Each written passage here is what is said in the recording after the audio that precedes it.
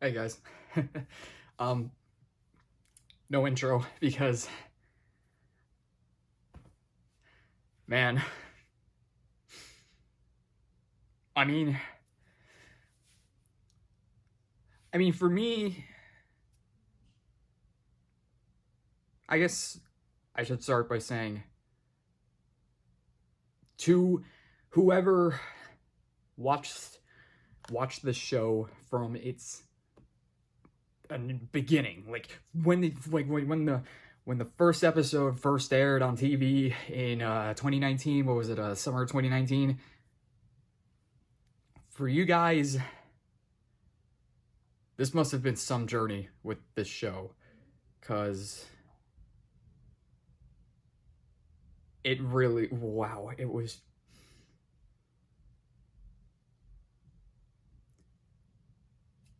So yeah, this is this is my last vlog of Amphibia. This is episode 18 of season 3, episode 58 of the series, The Hardest Thing. And I mean, wow, this finale, I mean, it was, I'm just,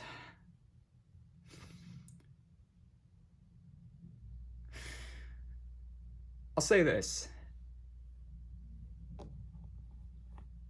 I mean, I think this is kind of a gripe that I have with a lot of episodes of shows like this, where, you know, you don't exactly have a lot of time. Not to mention, 2020 kind of threw a wrench into some stuff, so the only problem I had with this finale was that it was a tad bit short. And of course, I think that's everyone, just because they didn't want it to end. But all the good things need to come to an end, and in this case, this episode, like when the credits roll, when it said the end and the credits rolled, it's just, I was like, that can't be it. No, can't be it. I mean, just this journey, these characters, this world, the relationships, just everything about this episode was very emotional, and it was also a lot of fun. And it really had you wondering what they were going to do, because there were times in this episode where I'm like, they can't do that, can they? Like, so let's get into it, because I mean, it's the last episode. So basically this episode kind of has like really 3 main acts, which makes sense because, you know. But we discover why the moon is doing Majora's Mask, you know, Legend of Zelda Majora's Mask, and is gonna crash into the planet because the core, after the helmet sprout legs and scurried off in the last episode, it actually blasted itself up to the moon, where where we discover through Andreas that it's its final gambit, and that being like, the core is basically like, if I can't have like the stones, no one can, or like basically it figures, how else do you destroy the world than by ramming it with the moon? So of course the group is like, what? It's like, are you kidding me? Like, even Sasha's like, so you telling me this thing is a gigantic sore loser? And it's just, so yeah. But as Mother Om eventually tells them, as she literally comes out of nowhere, what feels like, is the prophecy has come to pass, and that the only way to save Amphibia is by using the 3 is by obviously harnessing the powers of the Calamity Stones and destroying the moon, basically. So That's exactly what they do. That's and Sasha and Marcy, they finally are fused with the powers of the Calamity Stones at to its full strength. However, there is a thing about the prophecy that Mother Om also points out is this prophecy isn't really what predicts what's going to happen. It's more a request, and that the powers of the three may not be enough, and so Mother Om says that says to Anne that if it comes down to it, you will have to harness in order to actually save it. You might have to harness the power of all three, but unfortunately, that comes at a price. So it's like,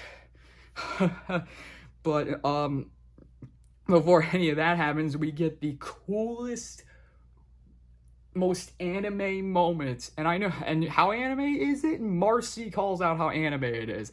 Just when they get harnessed, when they harness the powers of Calamity Stones, all three of them are just decked down in this anime-like attire. They blast themselves off into space, and the moon or the core activates countless army of mechs to try and take them out. But in anime faction, it's just amazing. Anne does a tennis kind of battle with the robots. Sasha does a cheerleading style battle, and of course Marcy just whips out a 20-sided die and just rolls it, and of course she rolls it on nat 20, so boom. But then of course, after all the robots are out of the way, they then go to try and just stop the moon from crashing into the planet, and then even Andreas helps them out by sending all the robots that he has left to help. But unfortunately, nothing seems to be working. So of course it's if it's between saving the planet or just giving up, Anne's obviously not going to do that, so she tells Sasha and Marcy what she needs to do. And at first they're like, no, we're not gonna let you do that. But Anne's like, all this time I've followed you and I've trusted you, so trust me just trust me here, follow me here. It's like, just let me do this. And it's like, when it's just, I mean, part of me, I'm just like, they can't do that, right? If this is Disney we're talking about, Disney wouldn't kill off their main lead like that, right? It's probably gonna be she's gonna sacrifice herself, and this entity will give her life, or it'll be oh, well, she barely lives, something like that. But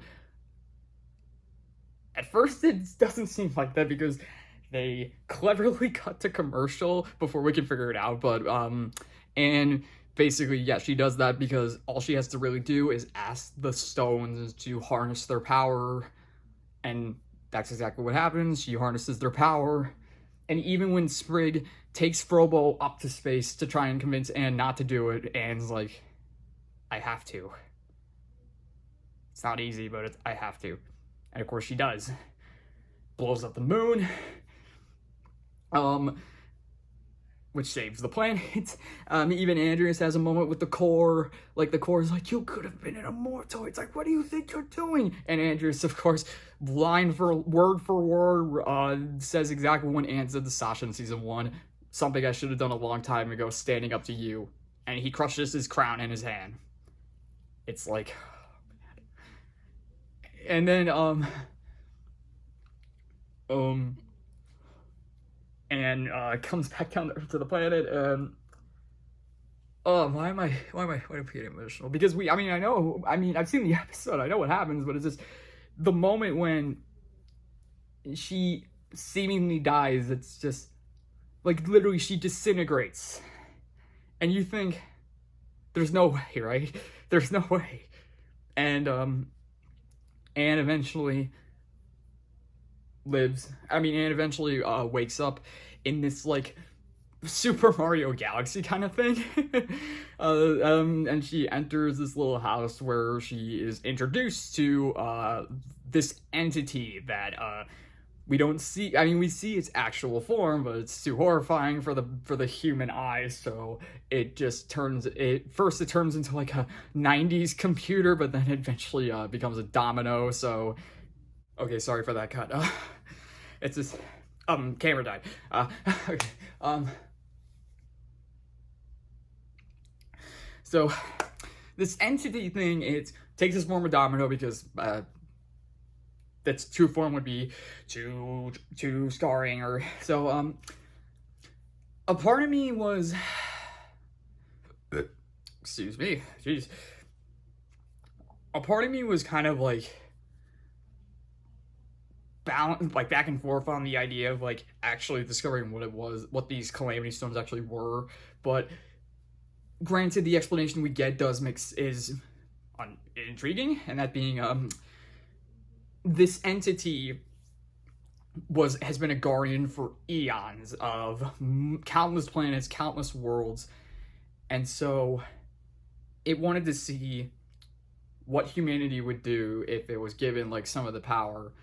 And so that's how the 3 calamity stones were formed, and so had it go down to Amphibia, and apparently for 10,000 years it was ruled with corruption, power, all that. So this entity, of course, is like impressed that Anne, like in the 10,000 years that those things were there, Anne was the only one to use it for good. I mean, I think, did it mention Leaf? I think it mentioned Leaf about using it for good, or I guess good intentions, but for Anne to actually use it to save the world, that's something that it hasn't seen. So it's very impressed with Anne, and it says, of course, Anne's like, wait, am I dead? And it's like, actually, technically you did die, but I was able to make a copy of you before you died, so technically you're the copy. And it's like, okay, that's gonna be a bit scarring. But so Anne's like, so why am I here?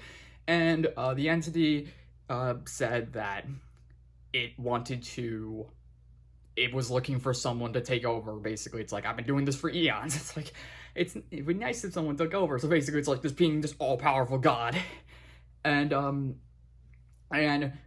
of course denies it, and it's like, wait, why? And Anne's like, well, I'm 13 years old. I'm gonna make, like, sure, I made the heroic sacrifices, but the amount of the countless mistakes I made prior to that, I would definitely destroy the multiverse. It's like kind of like Sylvie and Loki. It's like, you made the wrong choice there. So Anne's like, I'm not ready. Maybe I still have I had a life ahead of me to do all that.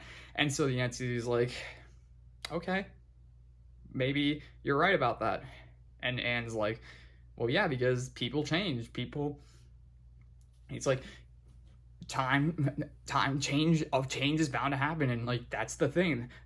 The change, it's like the treasure. It's like basically the power is the change. Or yeah, I can't recite the exact quoting because I'm still emotional. But the thing is about change is, yeah, it's gonna happen. So you have to be willing to accept that and allow it to happen. Because if you try to stop it, if you try to prevent it, it's only gonna lead to bad things. Like if you try to hold on to the past, it's not gonna go well. So it's like, it's just so, and of course that's kind of what Anne's trying to say to this entity, and so the entity is like, I never thought about that. Of course, part of me is like, you're an all-powerful god who's been living for eons, and you never thought about that? So, of course, the entity is like, that's pretty impressive. If a 13-year-old girl can change my perspective on things, maybe in 78 years you can possibly... I love that too. Anne's like, wait, what do you mean 78 years? It's like, it's a funny moment too. But, the entity sends Anne back, and so I guess once Anne passes away, she'll become this all-knowing entity. But Anne heads back to Amphibia. Of course, everyone is just beyond ecstatic that she is alive. And then they even see that the entity gave Sasha and Marcy a little shards of each stone which is just enough to send them back. But of course, it's just enough to send them back. So that means they're not coming back. It's like once they leave Amphibia, they can't come back. So it's like, for everyone, it's an emotional moment, with Marcy says goodbye to you and Olivia, who are they never confirm. I mean, they never confirm it in the episode, but it's pretty clear that they've become a couple. Even Andreas says a goodbye to Marcy. Of course, he just says, "Take care, kiddo," but with the way Keith David delivered it, it's like there's so many layers to the line. It's just like the sense of regret, the sense of guilt, the sense of sympathy, and of course the sense of loss, being like Marcy was genuinely a friend that he had for like nearly over 1,000 years, and now he has to say goodbye to her. It's like, it's an emotional scene. And then the funniest one was with Sasha and Grime, because they're trying to act so serious, so stoic, and Grime's just like, it's on.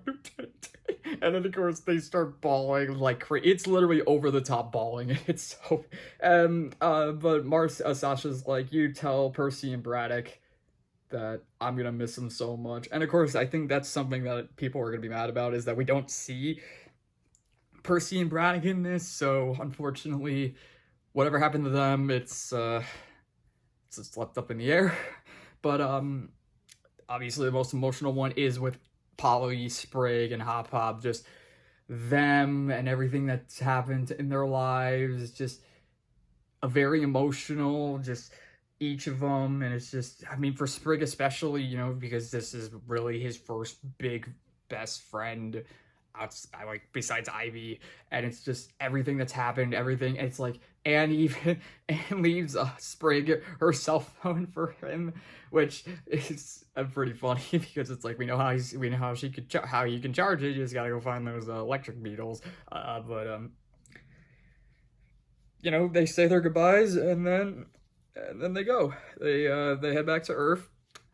And I was wondering what would happen next. And what happened next is we actually fast forward. I mean, people were assuming that we were going to get a fast forward because, we got to resolve some stuff.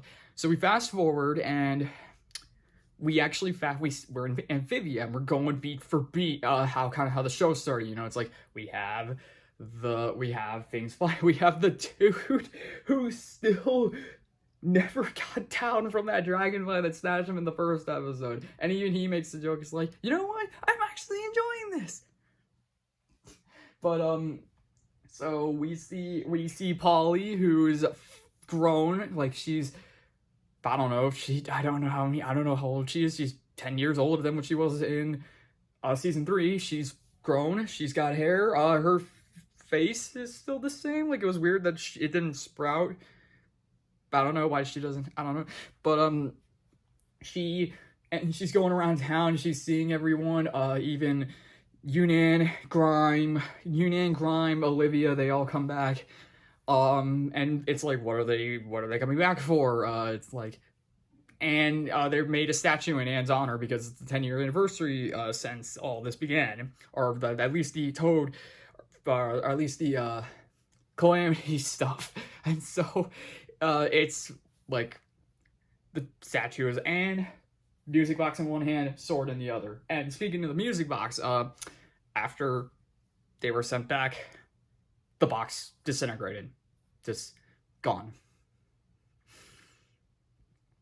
Yeah. And then after that, there are a few, we then, after all that, Sprig has a moment, Hop Hop, all that. We cut to the present. We cut to Earth, where Marcy gets off the plane, where Sasha picks her up, and of course this is 10 years later, so they're like 20. They're in they're 23. They're all 23. Marcy is, I blanked on what Marcy was. I think they said she's an author, because or an author, or like I completely blanked, because Sasha's caught me off guard, and that she's a child psychiatrist or psychologist. Yeah, because she wants to help kids overcome the emotional package with being a kid. I mean, I even love her attire, and like her car is just like she has the swords on her as like on her dash, and it's really cool. And then for Anne is definitely the most like,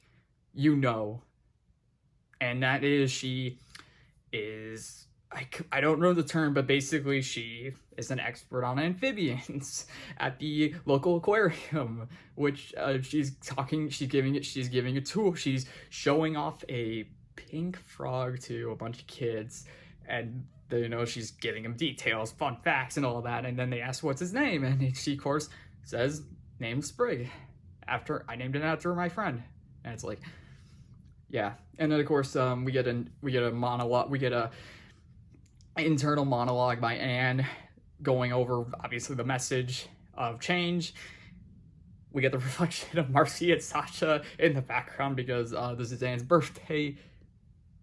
The group meets up, leave. That's it. A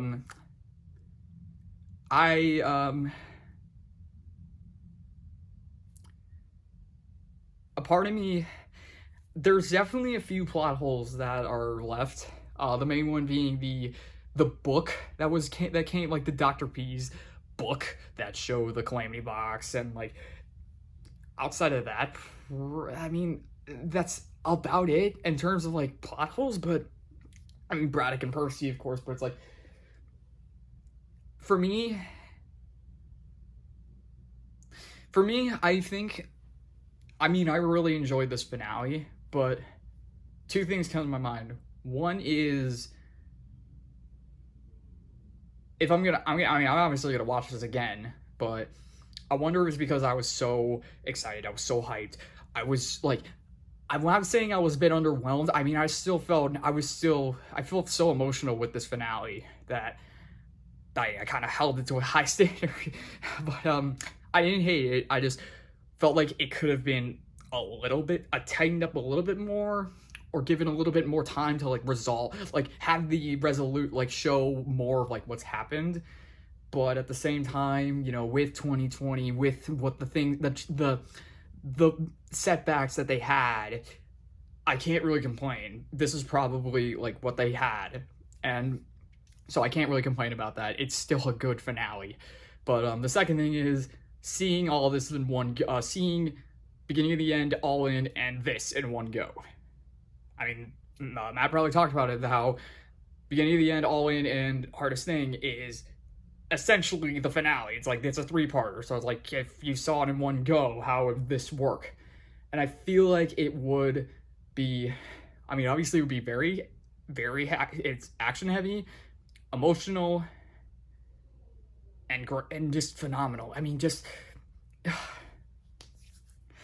it's just, man, I mean, yeah, for me, I only started watching the show in March of last year, and in the span of over a year, I grew to love this show, grew to really, really appreciate what this show did, because it implemented a lot in terms of like telling a story, because it wasn't just about the overarching, it wasn't just about the mystery, it wasn't just about the overarching plot. It was also the little things like the town, knowing people, getting to know people, exploring the world, just having some fun, having some adventures that may or may not have been great. There's definitely a few of those like that, I mean, I know some people who say season 3, like the first half of season 3 was bad, and I'm like,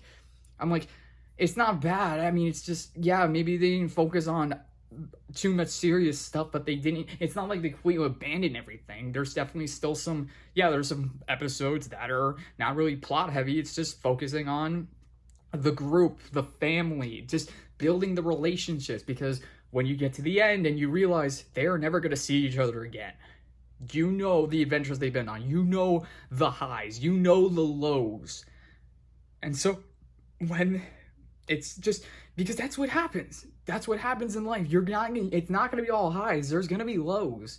And so when you have those lows, it's the question of, do you power through? Do you take that low and then you sack it on yourself? Or do you take that low and turn it into a step where you then, as a building block, that's the thing. Like, if you take a failure and you just sack it on yourself, then what are you doing? If you take it and make it as a building block to something else, like a step towards something better. In this case, it's all the highs, all the lows, all the fun moments, all the bad moments, comes to this point where you realize this group really formed this family, and unfortunately, they'll never see each other again. But despite the fact that they'll never see each other again, their bond is so strong that they'll never be they'll always be with each other, no matter how far apart. And so, yeah, it's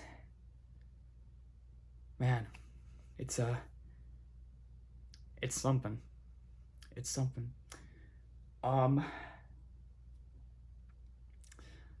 Yeah.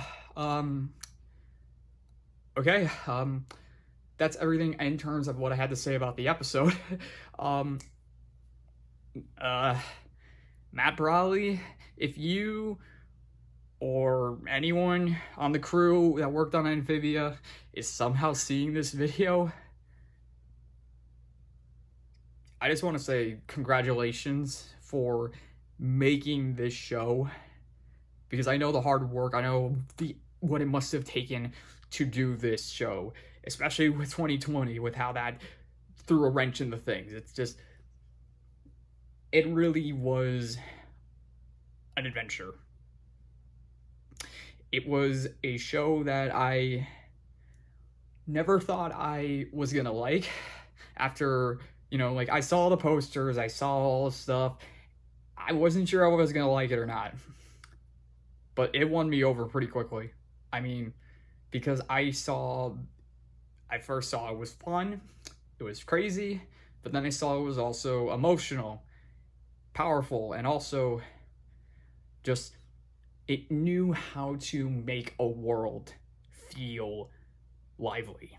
And so, for me, that's what really stuck with me throughout this entire show, just the way it built upon a world, through its people, through the characters, through the places that they went. Sure, when they got to Earth, there was a bit of a weird thing, but you spend the time on Earth to really understand it, so that way when the invasion happens, this is places, some of these people that you've seen that are either saving people's lives or running for their lives. It's there's a lot to it, and yes, it's not perfect.